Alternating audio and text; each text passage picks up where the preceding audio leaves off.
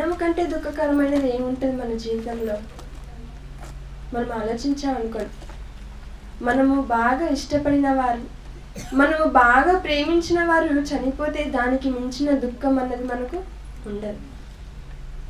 అంతెందుకండి, ఇప్పుడు జబ్బు చేసింది అనుకోండి, అనారోగ్య పాలయ్యారు, అప్పుడు కొంత బాధ ఉంటుంది. అలానే అవయవాలు తీసివేయాల్సిన పరిస్థితి వచ్చిందనుకోండి, ఇంకొంచెం బాధ ఉంటుంది. అదే ఆ వ్యక్తి చనిపోయారు అని తెలిసిందనుకోండి, చాలా బాధ కలుగుతుంది. అంటే ఒక జబ్బు కలిగింది అన్నప్పుడు కలిగిన బాధ కంటే కూడా, అవయవం తీసివేయాలి అని చెప్పినప్పుడు కలిగిన బాధ కంటే కూడా, వ్యక్తి మరణించాడు అన్నప్పుడు కలిగే బాధ చాలా ఎక్కువ ఉంటుంది. మరి మనం ఆలోచించబోయే అంశం ఏంటి? మరణము కంటే దుఃఖకరమైనది ఏది అంటున్నాం. మనకు తెలిసినంత వరకు మరణించడమే దుఃఖకరం మన జీవితాలలో. అలాంటిది మరణం కంటే దుఃఖకరమైనది ఉందా?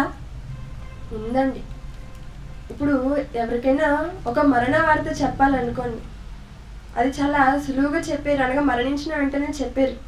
వారి ఆరోగ్య పరిస్థితిని బట్టి చెబుతూ ఉంటారు.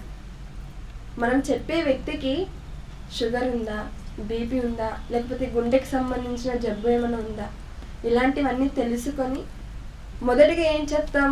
ఇదిగో పలానా వారికి ఆరోగ్యం బాగాలేదట. మరి కొంతసేపు తర్వాత ఇదిగో ఎక్కువ సీరియస్ ఉందంట, ఐసీయూలో పెట్టారంట, వెంటిలేషన్ పైకి వచ్చారట, ఇక అతను లేరు అని ఇలా మెల్లమెల్లగా చెప్పుకుంటూ వస్తాం. ఎందుకు?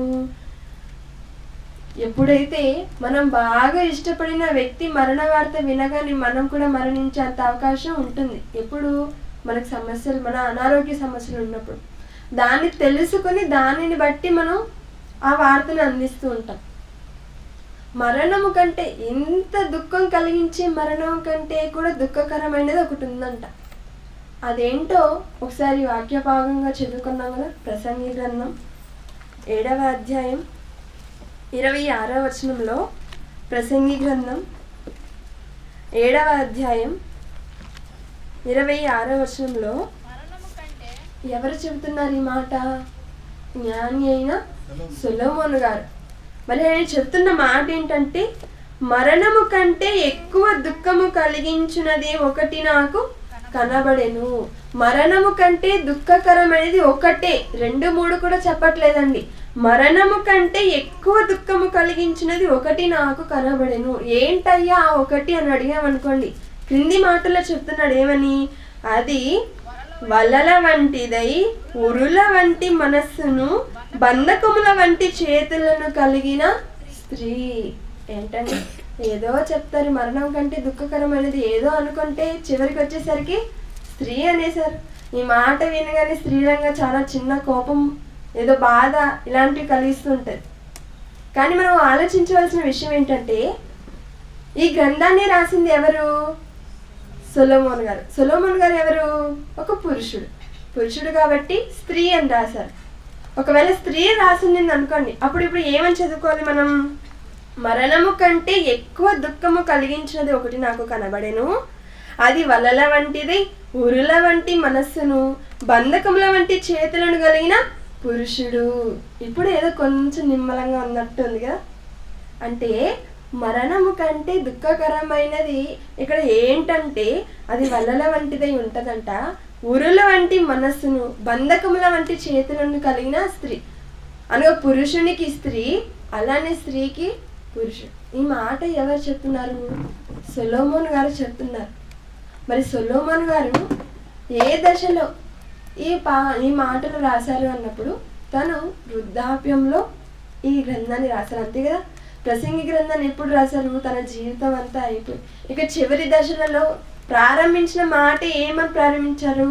వ్యర్థము వ్యర్థము వ్యర్థము, సమస్తము వ్యర్థము. ఈ సూర్యుని కింద జరిగే ప్రతి కార్యక్రమాన్ని నేను చూస్తున్నప్పుడు ప్రతిదీ కూడా నాకు వ్యర్థంగానే కనిపిస్తుంది. మరి ఏంటయ్యా మనిషికి అంటే చెప్తాడు, చివరికి 12వ అధ్యాయంలో చెప్తాడు, ఇదిగో దేవుని యందు భయభక్తులు కలిగి ఉండుటయే మానవ కోటికి విధి అన్నారు. ఇక ఈ సొలొమోను గారి గురించి ఆలోచించామనుకోండి, ఇతను ఎంత జ్ఞానవంతుడంటే, జ్ఞానంలో ఇతనికి మించిన వారు ఎవరు కూడా లేదు. జ్ఞానానికి ఇతనికి ఎవరు కూడా మించి వెళ్ళలేరు. ఇతనికి ఉన్నటువంటి జ్ఞానం ఎవరికి కూడా ఈ భూమి అంతటిలో, ఈ భూమి మీద ఉన్న మనుషులలో ఎవరికి కూడా అంత జ్ఞానం లేదు. మరి అంత సొలొమోను గారు ఎందుకు ఈ మాట చెప్పారు? మరణం కంటే దుఃఖకరమైనది ఒక స్త్రీ అని ఎందుకు చెప్పారు? సొలొమోను గారి జ్ఞానం గురించి మనం ఆలోచించినట్లయితే ఒకసారి ఆయన జీవితాన్ని ఆలోచించామనుకోండి. అతని జీవితంలో జరిగిన కొన్ని సంఘటనలను పాఠ్య పుస్తకాలలో కూడా ముద్రించారు. నేను చదువుకున్నప్పుడు కూడా ఉన్నాను. మరి ఏ విషయాలను వ్రాసారు అన్నప్పుడు, మరి ఇద్దరు వేశ్యలు, వారిద్దరూ ప్రసవించిన తర్వాత వారిద్దరి పిల్లలను పక్కన పడుకోబెట్టగా ఒక రోజు రాత్రి ఇద్దరు నిద్రపోతుండగా ఒక వేశ్య ఆమె బిడ్డపై పడి ఆ బిడ్డ చనిపోతుంది. ఉదయాన్నే ఏం చేస్తుంది? బ్రతికి ఉన్న బిడ్డను తీసి ఈమె పక్కన పడుకోబెట్టుకొని చనిపోయి ఉన్న బిడ్డను తీసి మరొక స్త్రీ పక్కన పడుకోబెట్టేసింది. ఉదయాన్నే ఇద్దరు లేవగానే ఆమె చూసి, ఇదిగో చనిపోయిన బిడ్డ నా బిడ్డ కాదు, బ్రతికి ఉన్న బిడ్డ నా బిడ్డ అని ఆమె గుర్తెరుగుతారు. ఈ విషయాన్ని తీర్పు తీర్చడానికి ఆ కాలంలో ఉన్నటువంటి రాజే సొలొమోను గారు. అక్కడ ఉన్నటువంటి ఇప్పుడు ఆ రాజ్యంలో ఉన్నటువంటి మనుషులందరూ కూడా ఎంతో మరి ఇంట్రెస్ట్తో, ఎంతో ఆసక్తితో అతని ఎద్దకు వచ్చారు. మరి ఎలాంటి తీర్పు తీర్చబోతారో, ఎలాంటి న్యాయమైన తీర్పు తీరుస్తారు అని. అలా వచ్చినప్పుడు సొలొమోను గారు ఎలాంటి తీర్పు తీర్చారు? ఫస్ట్ అడిగారు. వారు సొలొమోను గారి ముందరే వాదించుకుంటున్నారు. లేదు లేదు, బ్రతికి ఉన్న బిడ్డ నాది, చనిపోయిన బిడ్డ నీది అని ఒక ఆమె, లేదు చనిపోయిన బిడ్డ నీది, బ్రతికి ఉన్న బిడ్డ నాది అని. ఇలా వీరిద్దరు తగులాడుకుంటుంటే సైనికుని పిలిచాడు, కత్తి తీసుకురమ్మన్నాడు. ఇదిగో బ్రతికి ఉన్న బిడ్డను చెరో సగం చేసి ఇద్దరికి ఇచ్చి అనగానే, ఎవరైతే కన్నదో, ఏ స్త్రీ అయితే ఆ బిడ్డకు జన్మనిచ్చిందో ఆమె ఎక్కువ బాధ కలిగి, ఇదిగో రాజా ఆ బిడ్డను ఏమి చేయవద్దు, ఆ బిడ్డకు హాని కలిగించవద్దు, దానికే ఇచ్చేసేయి, ఎవరి దగ్గర ఉన్నా బ్రతికి ఉంటుంది కదా, చెరో సగం చేసేద్దని కాళ్ళ మీద పడుతుంది. వెంటనే సొలొమోను గారు ఆజ్ఞాపిస్తారు, బ్రతికి ఉన్న బిడ్డ తీసుకెళ్ళి ఆమెకి ఇవ్వండి అని. ఈ తీర్పును చూసి అక్కడ ఉన్న వాళ్ళు అందరూ కూడా ఆశ్చర్యపోతారు. దేవుని నుండి వచ్చిన జ్ఞానమే అని ఇకనో అత్యధికంగా భయభక్తులు కలిగి దేవుని ఎడలో ఉంటారు. అంతటి జ్ఞానం కలిగినటువంటి వారు సొలొమోను గారు. అలానే ఇతనుకున్న జ్ఞానాన్ని పరిశీలించుటకు భూమి దిగంతముల నుండి కూడా వచ్చారట. అంతేకాదండి, ఇతను చాలా విషయాలలో చాలా ఉన్నతంగా బ్రతిక, అసలు సొలొమోను గారు జీవించినంత విధంగా ఎవరు కూడా జీవించలేరు. ఒక చెట్టు నుండి ఒక వృక్షం వరకు ప్రతిదీ కూడా ఆయనకు తెలుసు. ప్రతి జంతువు గురించి ఆయనకు తెలుసు. నేడు మనం చదువుకుంటున్నటువంటి బాటనీ అంటారా, జువాలజీ అంటారా, ఇవన్నీ కూడా శాస్త్రాలకు ఆయనకు తెలుసు. మరి ఎంత జ్ఞానం కలిగినటువంటి సొలొమోను గారు చెబుతున్న మాట ఏంటి? మరణము కంటే దుఃఖకరమైనది ఎక్కువ, మరణము కంటే ఎక్కువ అంట. మరణమే ఎక్కువ బాధ కలిగిస్తుంది అంటే, ఈ మరణానికంటే ఎక్కువ బాధ కలిగించేది ఒకటి ఉంటుందంట, అదే స్త్రీ అని చెప్తున్నాడు. మరి ఏంటి, ఎందుకు? మొదటి రాజుల గ్రంథము 11వ అధ్యాయము 2వ వచనంలో, మొదటి రాజుల గ్రంథము 11వ అధ్యాయము 2వ వచనంలో, క్షమించండి, మొదటి వచనం నుంచి మనం ఆలోచించినట్లయితే ఇక్కడ దేవుడు చెప్తున్నాడు సొలొమోను గారికి ఏమని, ఇదిగో మోయాబీయులు చేయకూడదని, వారిని మీతో సహవాసము చేయనీయకూడదని యెహోవా ఇశ్రాయేలీయులకు సెలవిచ్చిన్నాడు. ఆనాడు దేవుడు ఇశ్రాయేలుకు సెలవిచ్చారంట, మీరు ఈ జాతుల వారితో మీరు సహవాసం చేయకూడదు, అలానే వారు కూడా మీతో సహవాసం చేయకూడదు అని. ఎందుకు అంటే వారి దేవతలు చాలా హేయమైన దేవతలుగా క్రింది మాటల్లో మనకు కనబడుతుందని. మరి ఎందుకు? చాలా ఘోరమైన విధులను వారు పెట్టుకుంటుంటారు. మరి ఒక దేవతకు వారు ఎలాంటి అర్పణ, ఎలాంటి బలులు అర్పిస్తారంటే, మరి వారి దేశంలో పాడి పంటలు చక్కగా ఉండాలి, పైరు పంటలు బాగా పండాలి అని ఆ దేవతకు వారు ఎలాంటి బలి చేస్తారన్నప్పుడు, అక్కడ ఉన్నటువంటి వాళ్ళందరూ, జనాలందరూ కూడా గుమికూడి ఎక్కువ శబ్దాలతో వారు డ్రమ్స్ కొడుతూ, వారికి ఉన్నటువంటి చిన్నపిల్లల్ని ఎవరైతే ఉన్నారో వారిని తీసుకొని వెళ్ళి అలా నిప్పుల్లో వేసేస్తారు. అలా నిప్పుల్లో వేసేసినప్పుడు ఆ పిల్లలు ఆ అగ్గికి కాలిపోతున్నప్పుడు వారు పడే బాధ వారికి వినిపించకుండా ఉండడానికి శబ్దాలను చేస్తుంటారు. మరి ఇలాంటి హేయమైన క్రియలు వీరిలో ఉన్నవి. ఇలా ఒకటి కాదు, చాలా ఉన్నాయి. కాబట్టే దేవుడు వారితో సహవాసం చెయ్యొద్దన్నారు. ఇప్పుడు సొలొమోను గారు ఏం చేశారు? అయితే రాజైన సొలొమోను ఫరో కుమార్తెను గాక ఆ జనులలో ఇంకా అనేక మంది పరస్త్రీలను మోహించి ఫరో కుమార్తెను వివాహం చేసుకున్నాడట. బాగానే ఉంది. మరి ఫరో కుమార్తె అనగా ఈజిప్టియన్స్ కదా, ఐగుప్తు రాజైన ఫరో కుమార్తెను వివాహం చేసుకున్నారు. అంతటితో ఊరుకున్నారా? లేదు. ఏం చేశారు? ఆ జనులలో ఇంకా అనేక మందిని పరస్త్రీలను మోహించాలంట. మరి ఇతను ఒకరే కాదండి. మనం ఇంకొంచెం ముందు కాలానికి వెళ్ళి ఆలోచించినప్పుడు మనకు మరొక వ్యక్తి కనిపిస్తాడు. ఆయనే సంసోను గారు. సొలొమోను గారు జ్ఞానంలో అతనికి మించిన వారు ఎవరు లేదు. సంసోను గారి గురించి ఆలోచించినప్పుడు బలంతో అతనికి మించిన వారు ఎవరు కూడా లేరు. ఒకసారి న్యాయాధిపతుల గ్రంథము 16వ అధ్యాయము మొదటి వచనం. న్యాయాధిపతుల గ్రంథము 16వ అధ్యాయము మొదటి వచనం నుంచి మనం ఆలోచించినప్పుడు, తర్వాత సంసోను గాజాకు వెళ్ళి వేశ్యనొకతను చూచి ఆమె యొద్దకు చేరెను. సంసోను గారి గురించి మన అందరికి తెలుసు కదండి. మరి ఆమెకు వివాహం జరిగింది. కొన్ని సమస్యల వలన ఆయన వెళ్ళిపోగానే తన తండ్రి ఏం చేశాడు? తన స్నేహితునికి ఇచ్చి వివాహం జరిపించేశాడు. అతను తిరిగి రాగా చూసి కోపపడి మళ్ళీ అతను వెళ్ళిపోగా, ఆ తర్వాత ఆయన వెళ్ళిపోయిన తర్వాత సంసోను గాజాకు వెళ్ళి వేశ్యనొకతను చూచి ఆమె యొద్దకు చేరెను. ఫస్ట్ చూశాడట, తర్వాత చేరాడు. అంటే మన దేహంలో కళ్ళు అనేవి ఎలా ఉన్నాయంటే డోర్స్ లాగున్నాయి, తలుపులు లాగున్నాయి. ఇక్కడ సంసోను గారు చూశారు, చూసిన వెంటనే వెళ్ళి చేరాడట. అలా చేరిన తర్వాత ఏం జరిగింది? 4వ వచనంలో అంతటితో ఆగలేదండి. మరలా ఏం చేశారు? పిమ్మట అతడు షోరేకు లోయలోనున్న దెలీలా అను స్త్రీని మోహింపగా. ఇక్కడ సంసోను గారు ఏం చేశారండి? షోరేకు లోయలోనున్న దెలీలా అను స్త్రీని మోహింపగా అంటున్నారు. అంటే చూడడం వల్లనే కదా ఇదంతా జరిగింది. మరి యేసుక్రీస్తుల వారు ఒక మాట చెప్తూ, దేహమునకు దీపం ఏంటంట? కన్ను. నీ కన్ను చెడినదైతే నీ దేహం అంతా కూడా చీకటిమయంగానే ఉంటుందన్నారు. ఇక్కడ సంసోను గారి గురించి ఆలోచిస్తున్నప్పుడు కూడా మనకి ఇదే అర్థమవుతుంది. మరి పాతకాలంలో ఒక పాట, సినీ ఇండస్ట్రీలో ఒక పాట రాశారు. ఏమని? నీ కళ్ళు చెబుతున్నాయి, అలానే పెదాలు పలుకుతున్నాయి, పెదాలు చెబుతున్నాయంట ప్రేమించాను. కళ్ళు చూడని, పెదాలు పలకని హృదయం చెప్తుందంట ప్రేమించానని. ఇక్కడ సంసోను గారు కూడా అదే పాట పాడుతూ వెళ్ళినట్టున్నారు. ఇదిగో నీ కళ్ళు చెబుతున్నాయి నీ దగ్గరికి రమ్మని, నీ పెదాలు చెబుతున్నాయి నీ ఒడిలో పడుకోమని.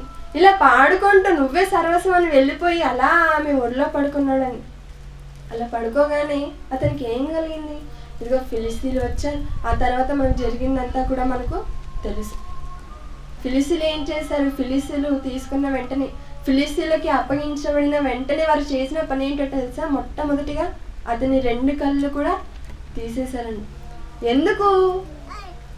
ప్రతి ఒక్కరికి ఎవరికైనా కూడా బలమైనది ఏంటి అంటే చూపే కదా. ఆ చూపు తీసేయగానే బలహీనుడైపోతాడు. ఎంత బలవంతుడైనా బలహీనుడైపోతాడు. కాబట్టి వారు మొట్టమొదటిగా చేసిన పని ఏంటంటే 2 కళ్ళను వారు తీసేశారండి. అంటే ఇప్పుడు సంసోను గారు ఆ తర్వాత జరిగిన సందర్భం అంతా మనకు తెలుస్తుంది. ఎందుకయ్యా ఇంత బాధ? ఇదే సంసోను గారిని ఒకసారి 16:16లో ఆమె చెప్పే మాట మనం ఒకసారి చూసినట్లయితే, 16వ అధ్యాయం 16వ వచనంలో, ఆమె అనుదినమును మాటల చేత అతని బాధించి తొందర పెట్టుచున్నందున అతడు ప్రాణము విసికి చావగోరెను, చనిపోవాలనుకున్నాడంటండి. మరి ఎంత బలాఢ్యుడు సంసోను గారు, ఎంత బలశాలి సంసోను గారు. అంత బలశాలి అయినటువంటి సంసోను గారే చనిపోవాలనుకున్నాడంట. ఎందుకు? ఆమె పెడుతున్నటువంటి మాటల చేత, ఆమె పెడుతున్న టార్చర్ అలాంటిది. అందుకే సొలొమోను గారు చెప్పారు, మరణము కంటే ఎక్కువ దుఃఖకరమైనది ఒకటి నాకు కనబడెను, అది వరల్ల వంటిదై ఉరుల వంటి మనసు కలిగి బంధకంలో గల చేతులు అని చెప్పారు. మరి ఇక్కడ నెరవేరిందా? ఒక స్త్రీ వల్ల సంసోను గారికి ఎంతటి పరిస్థితి సంభవించింది. ఇప్పుడు మరలా సొలొమోను దగ్గరికి వచ్చామనుకోండి. రాజుల మొదటి గ్రంథం 11వ అధ్యాయం, రాజుల మొదటి గ్రంథం 11వ అధ్యాయం 2వ వచనం నుంచి మనం ఆలోచించినప్పుడు, రాజుల మొదటి గ్రంథం. అయితే రాజైన సొలొమోను ఫరో కుమార్తెను గాక ఆ జనులలో ఇంకా అనేక మంది పరస్త్రీలను మోహించి కామాతురత గలవాడై వారిని ఉంచుకొనొచ్చు వచ్చెను. అతనికి 700 మంది రాజకుమార్తెలైన భార్యలను 300 మంది ఉపపత్నులను కలిగి ఉండిరి. సంసోన్ గారికి ఒక విషయం అండి, సంసోన్ గారికి గుర్తుందో లేదో తెలియదు అతనికి ఎంతమంది స్త్రీలు ఉన్నారో, కానీ దేవునికి గుర్తుంది అతను ఎంతమందిని ఉంచుకున్నాడు. అందుకే ఇక్కడ అంకెలతో సహా వ్రాయించారు. ఏమంట? 700 మంది రాజకుమార్తెలంట, 300 మంది ఉపపత్నులంట. మరి నేడు ఒక భార్యతోనే చాలా కష్టం ఉంటుంది. మరి ఇక్కడ ఏం చెప్పారు ప్రసంగి గ్రంథంలో? ఒకసారి ఆ మాట కూడా మనం ఆలోచించినప్పుడు, ఇదిగో మరణము కంటే ఎక్కువ దుఃఖము కలిగించినది ఒకటి నాకు కనబడెను, అది వలల వంటిదై ఉరుల వంటి మనస్సును బంధకముల వంటి చేతులను కలిగిన స్త్రీ. అక్కడ దెలీలా అనే ఒక స్త్రీ సంసోను గారి పాలిట బంధకంగా మారిపోయింది. అలాంటిది ఇక్కడ సొలొమోను గారి జీవితంలోనికి రాగానే ఎంతమంది అండి? 1000 మంది. అంటే 1000 మంది చేతులు ఇంటూ 2 వేసామనుకోండి, 2000 చేతుల బంధకాల మధ్య ఇప్పుడు సొలొమోను గారు ఉన్నారు. మరి ఏం జరిగింది తర్వాత? అలా అతని భార్యలు అతని హృదయమును త్రిప్పివేసిరి. అతనికి ఉన్నటువంటి భార్యలు అతని హృదయమును త్రిప్పివేశారంట. తిప్పి తిప్పి తిప్పి చివరికి పిప్పి చేసేసారు. ఎలాగా? దేవుని ఇక్కడ యెరూషలేము మందిరాన్ని కట్టించింది ఎవరండి? బంగారు దేవాలయాన్ని కట్టించింది ఎవరు? సొలొమోను గారు. చివరికి ఈయన జీవితంలో చివరి దశకు రాగానే ఈయన ఏం చేశారో తెలుసా?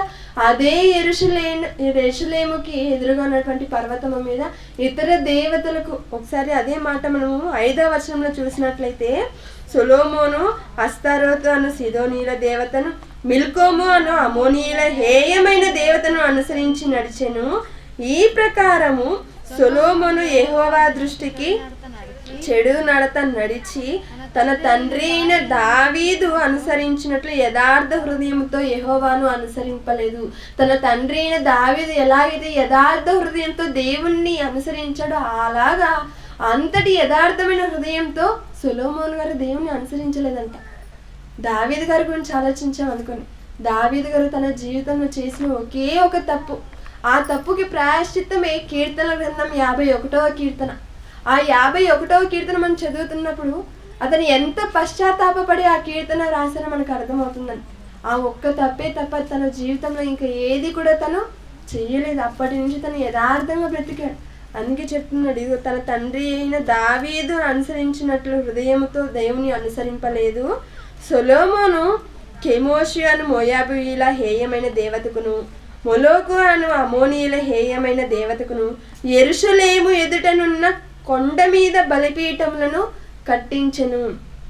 ఎంత బాధగా ఉంటుందండి సొలొమోను గారికి. మరి ఒకరా ఇద్దరా? 1000 మంది స్త్రీల మధ్య బందీ అయిపోయాడు. వారిని చేసుకున్న పాపానికి వారు చెప్పిన విధంగా నడుచుకోవాలి కదా. ఇక్కడ ఏమని? అతని భార్యలు అతని హృదయమును త్రిప్పివేసిరి. సొలొమోను వృద్ధుడైనప్పుడు అతని భార్యలు అతని హృదయమును ఇతర దేవతల తట్టు త్రిప్పగా. సొలొమోను గారు వృద్ధుడైపోయారు, కానీ అతని భార్యలు దేవుని వైపు కాకుండా ఇతర దేవతల వైపు తన హృదయాన్ని త్రిప్పే ప్రయత్నం చేస్తున్నారండి.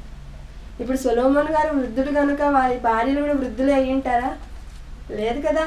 60 ఏళ్ళు ఉన్నటువంటి ఆయనకు కూడా 20 ఏళ్ళ అమ్మాయి కావాలి.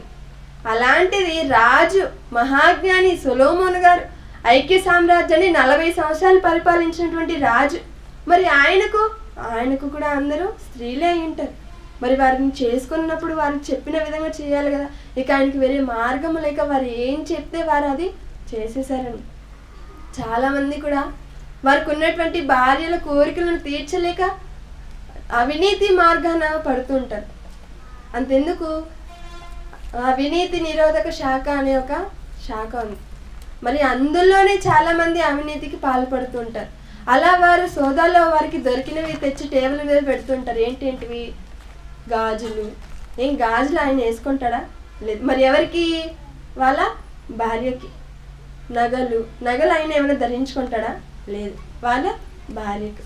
అంటే వాళ్ళకు ఉన్నటువంటి ఒకే ఒక భార్య కోరికను తీర్చలేక తప్పుడు మార్గంలో అవినీతి పాలైపోతున్నారు. అలాంటిది ఇక్కడ సొలొమోన్ గారికి 1000 మంది ఉన్నప్పుడు 1000 మందిని బట్టి దేవునికి దూరం అయిపోయాడండి. విచిత్రం ఏంటంటే ఎంతో వైభవంగా కట్టించినటువంటి యెరూషలేముకు ఎదురుగా ఉన్నటువంటి ఆ పర్వతం మీదే బలిపీఠాలను కట్టించాడు. అంతటితో ఊరుకున్నారా? లేదు. ఏమైంది? 8వ వచనంలో తమ దేవతలకు ధూపము వేయచ్చు బలులను అర్పించుచుండిన పరస్త్రీలైన తన భార్యల నిమిత్తము అతడు ఇలాగూ చేసెను. తమ భార్యల నిమిత్తం ఇలాగూ చేశాడంటండి. అంటే భార్య మాట విని దేవునికి దూరం అయిపోయారా? దూరం అయిపోయాడు. అంతే కదండి. ఆదాం గారి గురించి ఆలోచించామనుకోండి. ఆదాం గారి దగ్గరికి వచ్చింది మొదటిగా అపవాది. మరి ఆదాం గారు పండు తిన్నారా? లేదు. స్త్రీకి ఇవ్వగానే, స్త్రీ తెచ్చి ఇవ్వగానే ఎక్కడిది ఏంటి అని అడగకుండా తినేశారండి. ఎంత లవ్ అండి ఆదాం గారికి హవ్వ మీద. అపవాది మొదటిగా ఎవరి దగ్గరికి వెళ్ళింది? ఆదాం గారి దగ్గరికి వెళ్ళింది. కానీ అతను ఆ శోధనకు, ఆ మాటలకు లొంగలేదు. కానీ భార్య మాటకు, అందుకే దేవుడు చెప్పాడు, నీవు నీ భార్య మాట విని నేను నీకు ఆజ్ఞాపించిన తినవద్దని ఆ ఫలవృక్షము నీవు తింటివి అన్నారు. అంటే భార్య మాట వింటే దేవునికి దూరం అయిపోయారు. చాలా మంది అయిపోయారు. బలాఢ్యుడే దేవునికి దూరం అయిపోయాడు. బలశాలే, బలవంతుడే, జ్ఞానవంతుడే దేవునిలో కాకుండా దూరం అయిపోతున్నప్పుడు మనం ఎంతటి వారు? పిల్లలు చెప్తుంటారు, ఏరా మార్కులు తక్కువ వచ్చాయంటే, మమ్మీ నాకే కాదు క్లాస్లో అందరికీ తక్కువే వచ్చింది అని చెప్తుంటారు. మరి బాగా చదివే విద్యార్థికి తక్కువ వచ్చి అడిగినప్పుడు ఇదిగో అందరికీ తక్కువ వచ్చింది అంటుంటారు. అలాంటిది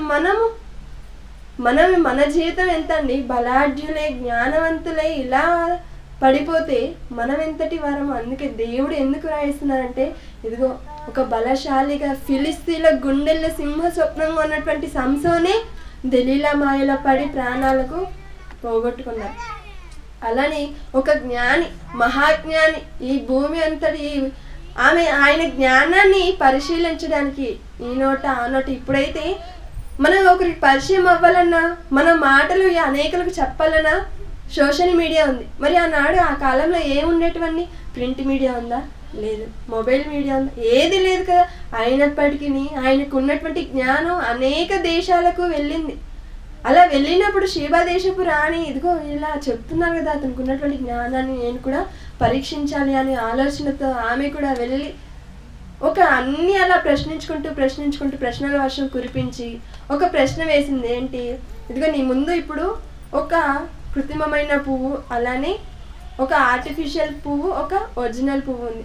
ఇప్పుడు ఆ రెండిటిలో ఏది రియల్ పువ్వు నువ్వు చెప్పాలి, ఏది నిజమైన ఫ్లవర్ నువ్వు చెప్పాలి అన్నప్పుడు ఆయన ఏం చేశాడు అంటే, ముట్టుకోకుండా, చూడకుండా, వాసన పీల్చకుండా చెప్పాలి అన్నప్పుడు ఆయన తన సేవకుడిని పిలిచి ఉద్యానవనపు కిటికీలను తెరవమన్నాడు. అక్కడ నుంచి తుమ్మెదలు వచ్చి నిజమైన పువ్వు మీద వాళ్ళగా వెంటనే చెప్పేశాడు. అప్పుడే ఆయన జ్ఞానానికి ముగ్ధురాలైపోయి కానుకలు ఇవ్వగానే అతను తీసుకోలేదు, మరలా ఇతనే ఇచ్చి పంపించినట్లు కనిపిస్తుంది. అంటే అతనికి ఉన్నటువంటి జ్ఞానం అంతటిది. ఒక తీర్పు తీర్చటంలోన అతని జ్ఞానము ఇంత అంత కదండి. అందుకే సొలొమోను కంటే జ్ఞానం కలిగిన వారు యేసుక్రీస్తు వారు తప్ప ఇంకెవరు కూడా లేరు. అలాంటిది జ్ఞానవంతుడైన సొలొమోన్ గారే పడిపోయారు స్త్రీమాలు. మరి ఏంటి మార్గం, ఏంటి సొల్యూషన్ ఏంటి అని మనం ఆలోచించినప్పుడు అదే మాటలో చెప్పారని ప్రసంగి గ్రంథం 7వ అధ్యాయం 26వ వచనంలో, ప్రసంగి గ్రంథం 7వ అధ్యాయం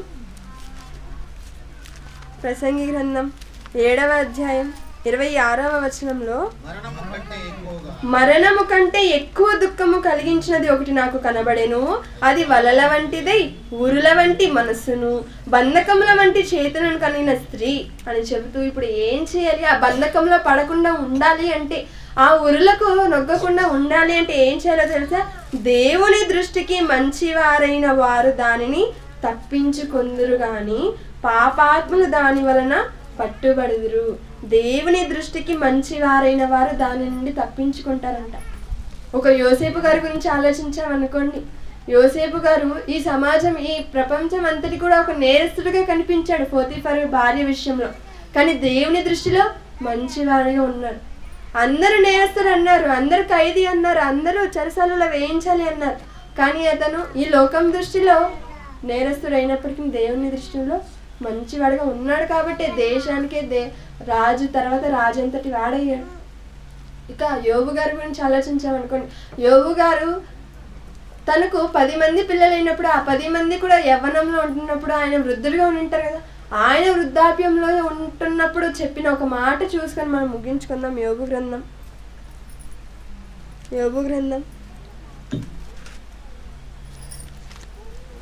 31వ అధ్యాయం 1వ వచనంలో, యోబు గ్రంథం 31వ అధ్యాయం 1వ వచనంలో, నేను నా కన్నులతో నిబంధన చేసుకుంటుని, కన్యకను నేను ఎలాగూ చూచుదును. ఇది ఎప్పుడు రాస్తున్నారని తనకు వచ్చిన బాధలు హింసల తర్వాత, అనగా వృద్ధాప్యంలో ఉంటున్నటువంటి యోబు గారు మాట్లాడుతున్నారు. నేను నా కన్నులతో కన్యకను ఎలాగూ చూచుదును, అలాగూ చేసిన యెడల పరమునున్న దేవుని ఆజ్ఞ ఏమగును, ఉన్నత స్థలమున్న సర్వశక్తిని స్వాస్థ్యం ఏమగును. 9వ వచనంలో, నేను హృదయమున పరస్త్రీని మోహించిన యెడల, అంటే వృద్ధాప్యంలో ఉన్నటువంటి యోబు గారు ఈ మాట చెప్పాల్సిన అవసరం ఉందా? ఉందండి. 60లో ఉన్నా, 40లో ఉన్నా పాపం చేయొచ్చు, 50లో ఉన్నా పాపం చేయొచ్చు, 60లో ఉన్నా పాపం చేయొచ్చు. వయసు భేదం ఏమీ కూడా ఉండదు. అందుకే మనం మరణం వరకు కూడా మనం కన్నులతో నిబంధన కలిగిన వరంగా ఉండాలి. ఇక్కడ యోబు గారు తన కన్నులతో నిబంధన చేసుకుంటున్నాడు. నా కన్నులతో నేను కన్యకలను చూడకూడదు, అది దేవునికి ఇష్టమైనది కాదు. ఏ పరస్త్రీని కూడా నా హృదయం ముందు నేను తెచ్చుకొనకూడదు. ఇలాంటివి మనము కూడా కలిగి, ఇలాంటి నిబంధనలు మనము కూడా పెట్టుకున్నప్పుడే మరణము కంటే కూడా దుఃఖకరమైనది మన జీవితాలలో ఉండదండి.